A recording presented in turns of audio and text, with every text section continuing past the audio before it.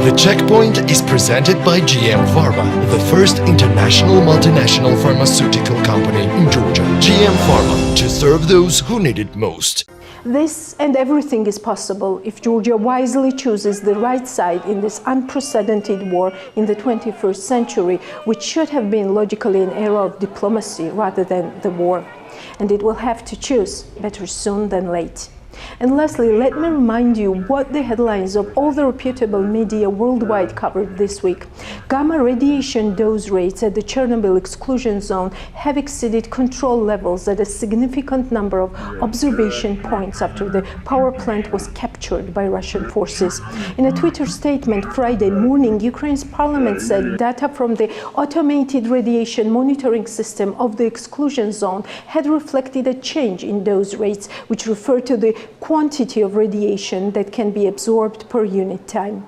But now it is currently impossible to establish the reasons for the change in the radiation background in the exclusion zone because of the occupation and military fight in this territory, it said.